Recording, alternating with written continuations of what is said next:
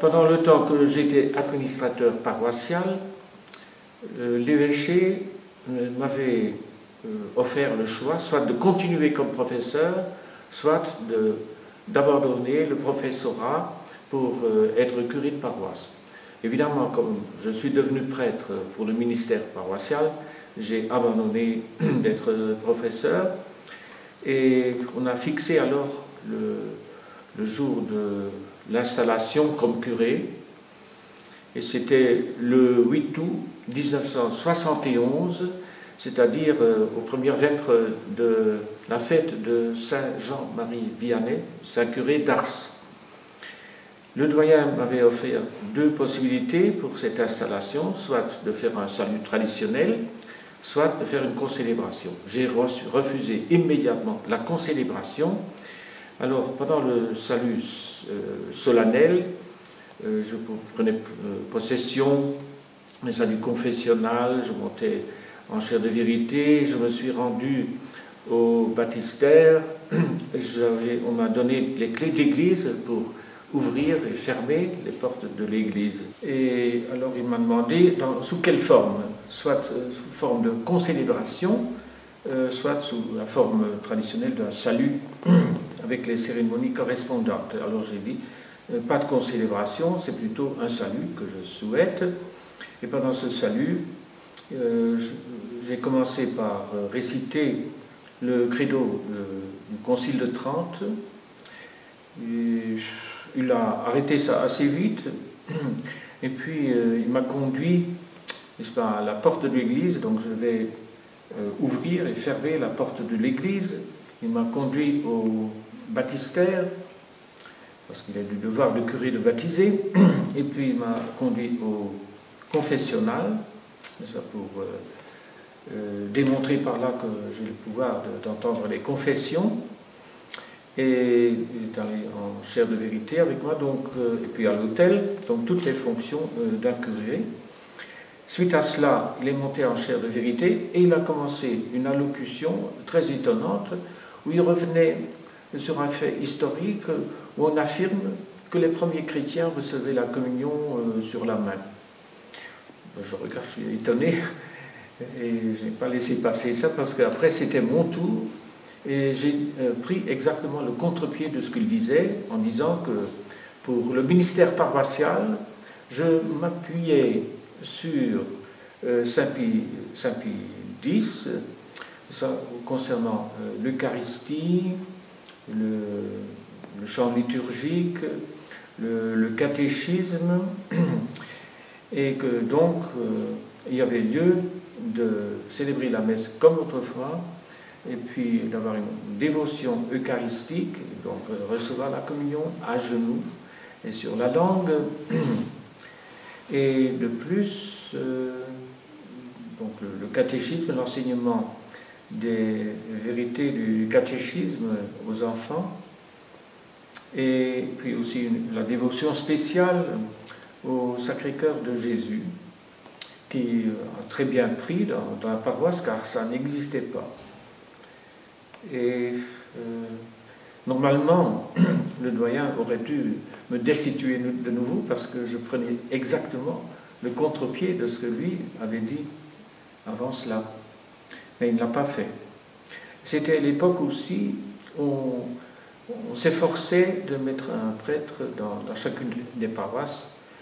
C'était encore possible, quoique difficile, et donc ils étaient contents qu'ils aient pu nommer un curé ici, et puis ils pensaient de toute façon, il est relégué près de la frontière allemande, à la campagne, il ne pourra pas faire grand tort, ce qui a été démenti évidemment par les événements, par la Sainte Providence, parce que 3-4 ans après, la paroisse était déjà connue, et c'était les fidèles de l'extérieur qui commençaient à venir pour suivre la vraie messe.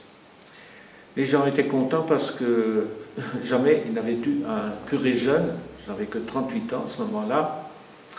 Et puis la vie paroissiale a commencé.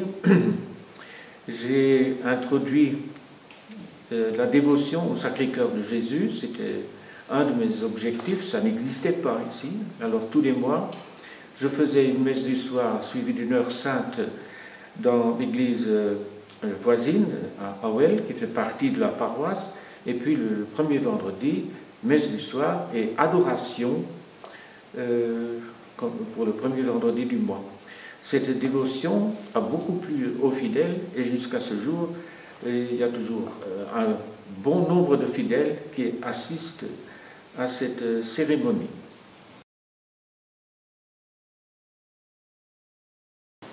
Le 3 octobre 1971, il y avait la grand-messe, la fête du Saint-Rosaire, c'est-à-dire la grand-messe de la fête du Saint-Rosaire doit être célébrée au premier dimanche. Et je me dis, la récitation du chapelet est importante, et puis tout le contexte. J'avais donc fait un sermon enthousiaste, n'est-ce pas, concernant la dévotion du chapelet, du rosaire. Et puis la messe a continué, et au moment de la communion, je distribue les saintes hosties, et à un moment donné, je m'aperçois que je distribuais des hosties qui avaient une pointe de sang, donc les petites hosties, sur le bord. Alors j'arrête de distribuer ces hosties-là, et je me dis, je vais quand même conserver les autres. Et c'était vraiment du sang frais. Alors j'étais un peu étonné de cela. Je me dis, ben, c'est peut-être une faveur, mais pourquoi en parler? Je n'en ai pas parlé ici. Mais ensuite, j'ai invité des prêtres amis, qui étaient plutôt pour la tradition, pour qu'ils constatent le fait. Alors il y a un de ces prêtres qui m'avait dit, quelle peut être la signification de ces hosties où il y a du sang? Alors il m'a dit, c'est une approbation du ciel pour ce que vous faites, car déjà, j'étais quand même dans l'opposition à ce qui se faisait à l'entour, et donc c'était comme une approbation du ciel pour continuer la Sainte Messe et le rite de la communion et tout l'enseignement comme autrefois. J'en ai parlé à mon confesseur, il dit oui, il ne faut pas ébruiter l'affaire. Puis il me demandait régulièrement, est-ce que vous avez toujours ces hosties avec du sang? Et je les ai conservées pendant 6 mois, mais c'était toujours, la pointe de sang était toujours aussi fraîche que le premier jour. Alors finalement, par obéissance, j'ai consommé ces hosties.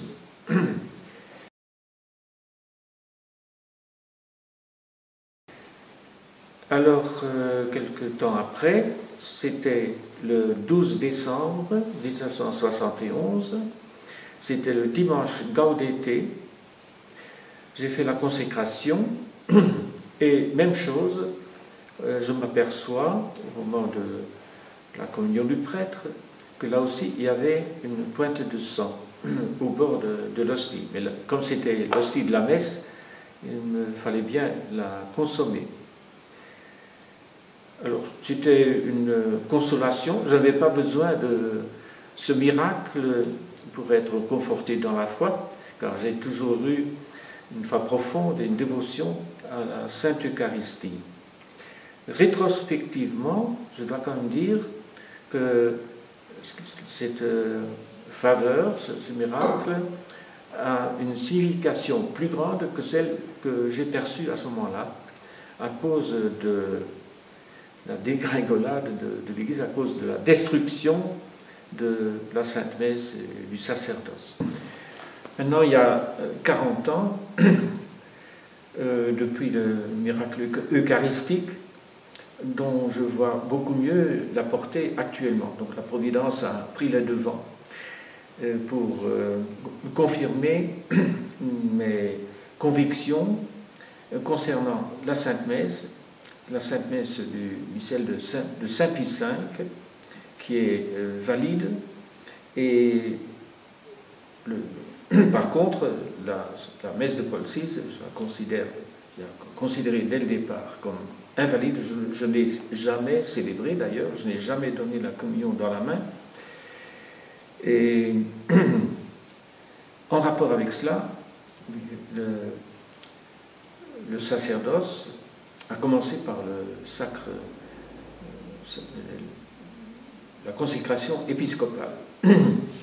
J'avais tout de suite, quand le successeur de Monseigneur Van Zuylen, l'évêque qui m'a ordonné et qui était évêque jusqu'en 1986, eh bien, j'ai considéré que son successeur n'était pas vraiment évêque parce qu'il a été sacré, soi-disant, dans le nouveau rite. Et de plus, c'était quelqu'un qui était réputé parmi les étudiants en théologie, mais soit d'être un moderniste à la pointe. Ils évitaient même d'assister à sa messe à l'université, parce qu'ils voyaient les déviations, les hérésies, et qu'ils ne croyaient pas à la présence réelle. Alors, comme je disais tout à l'heure, il y a 40 ans maintenant, depuis ce miracle dont j'ai été favorisé, mais qui prend une dimension plus grande vu les événements actuels. C'est que, même dans la tradition maintenant, il y a par exemple la fraternité Saint-Pie-X qui cherche, depuis des années d'ailleurs, cherche à être reconnue par une Rome qui a démoli l'Église, qui a démoli les sacrements, et entre autres, non plus d'évêques valides. Ratzinger, par exemple, il est simple prêtre, mais pas évêque. Wojtyła, lui, était encore évêque, puisqu'il a été sacré évêque en 1958. Alors, au prochain tour, on risque d'avoir un laïc comme successeur de Ratzinger. Donc nous voyons la désolation de la situation. Donc l'Église l'Église catholique est par terre, est tout à fait démolie, et il est grand temps qu'on prenne des initiatives justes et courageuses pour maintenir la Sainte Église, non seulement au point de vue de la fidélité à la foi, mais aussi pour la continuation du sacerdoce des évêques valides et des prêtres valides. Disons, pour le premier miracle eucharistique, puisqu'il y en a eu deux, il est évident que les hosties qui ont été consacrées, les hosties pour les fidèles qui ont été consacrées à la consécration de la messe, bien, donc ce miracle a eu lieu à ce moment-là. Je l'ai constaté seulement au moment de distribuer la communion. Alors, le deuxième miracle, celui du 12 décembre, c'est une manifestation donc, de cette tache de sang à la grande hostie. Alors, on peut établir un lien entre le saint sacrifice, la messe qui s'accomplit au moment de la consécration, mais aussi un lien avec la communion, puisque c'est le fruit du sacrifice. Et les sacrements, en fait, distribuent les grâces qui ont été acquises au prix du sang de notre Seigneur Rédempteur.